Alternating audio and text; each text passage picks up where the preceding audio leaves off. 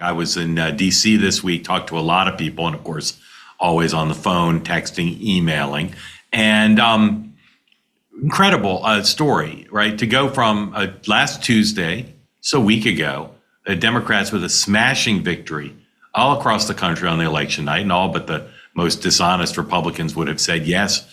Great moment for Democrats, lots of momentum, really their best day politically since Donald Trump was elected, to the government shutdown ending, which was done by 8 Democrats in the Senate, and has caused a massive new civil war within the Democratic Party, aimed at Chuck Schumer, the Democratic leader, but really having the party facing another one of these existential crises.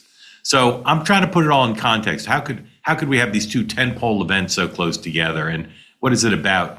And one of the ways I do my reporting, and I always like to try to share with you how I do my reporting, my analysis, is I look for asymmetrical differences between the party. What's something going on with the Republicans where the Democrats aren't doing it the same, or vice versa? Because when you look at the contrast between the parties at any given moment, you can find clues that can explain what's going on, and often help you figure out what we try to do here, help you figure out what's coming next. One party may be better at digital technology than the other. That'd be one example of something that I'm always tracking.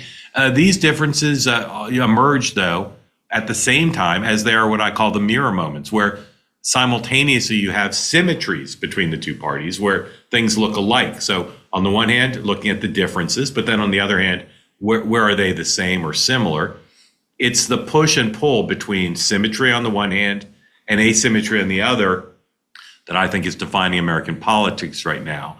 And the most important similarity I see is the symmetry is both parties now are in the midst of long-running populist revolts that date back to 2015, 2016, really when they've emerged in full force, although they've been around, of course, throughout American history. There's always some undercurrent of populism, and we saw the rise of Bill Clinton, 92, and Pat Buchanan in 92. Populism was at play there as well, but really 2015. Where now, since 2015, politicians in both parties, symmetrically, who are on the rise, are the ones who are best channeling that demand, populist demand, for fundamental change. The insistence that the old order has got to be toppled, that business as usual has to be disrupted, and that the entrenched interests have to be brought to heel, that we cannot let the status quo prevail. Obviously, the clearest example of all this, the person who has most ridden that wave of populist anger and energy, is Donald Trump. He is the sun around which everything else orbits, not just in his party and in his red America, but on the blue side as well.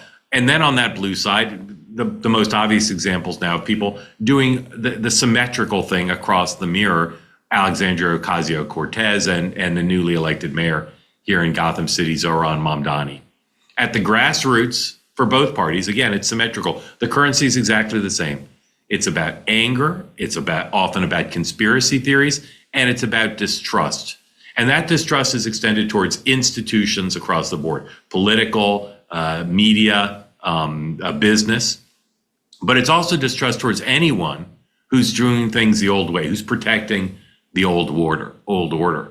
So in this past week, as I've said, we've seen these two political earthquakes that have shaken both parties, the Republicans shaken by Election Day and what happened then, and the Democrats really shaken by the end of the shutdown and the way it happened. That showed that 8 Democratic senators could basically go out on their own and really bother the rest of the party, almost the entirety of the rest of the party.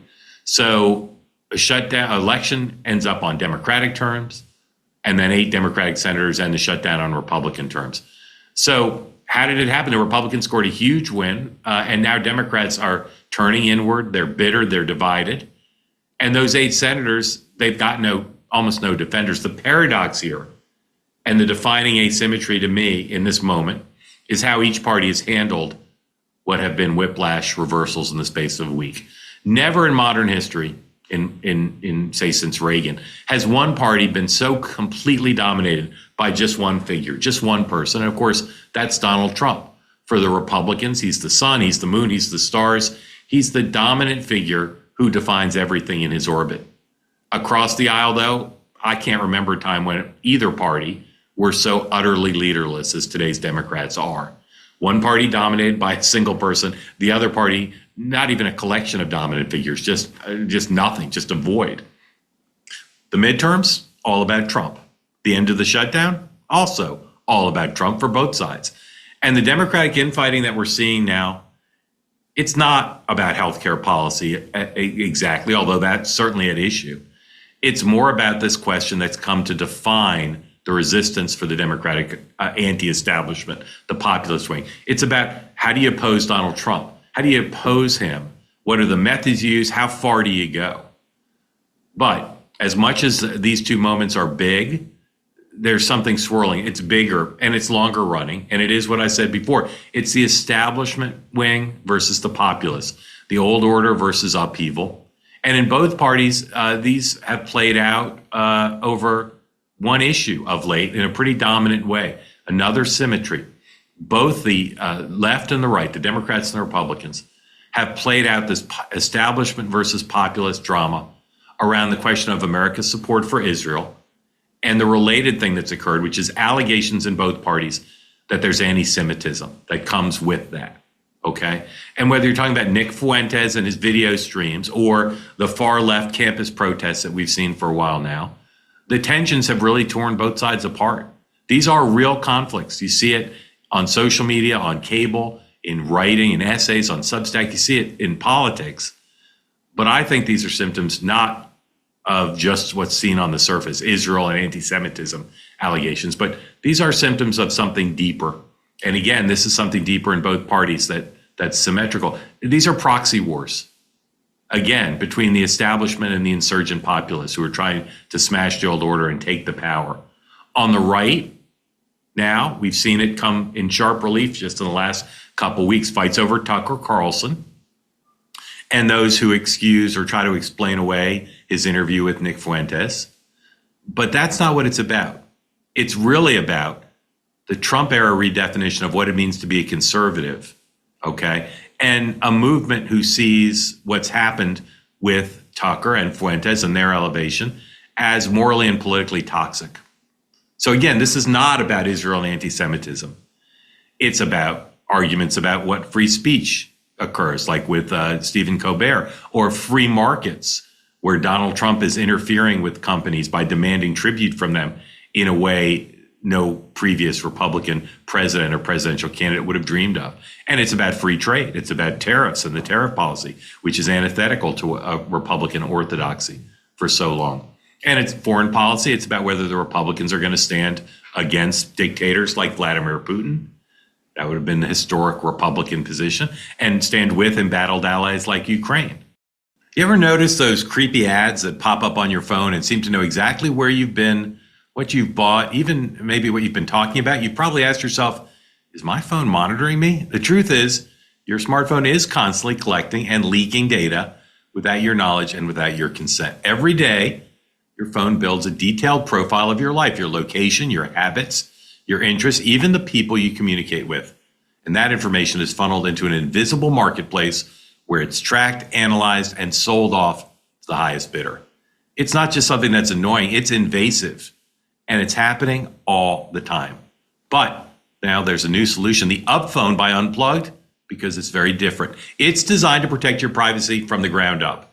No hidden trackers, no data mining, just a secure, streamlined smartphone experience that puts you back in control. Whether you're texting, browsing, or using apps, the Up Phone ensures your personal information stays personal. It's the phone for people who are done being watched. Ready to take back your digital privacy? Visit unplug.com/Mark and get $25 off a phone case with the purchase of a phone. Again, go to unplug.com/Mark, because your life, your data, it should be yours, not theirs. Plus, from Election Day through Veterans Day, Unplugged is honoring those who serve. All veterans and active duty military get $175 off any Up Phone, and they're donating $50 from each purchase to support veterans charity Valor Mission Project. Learn more and order your Up Phone today at unplug.com/Mark. Get this today.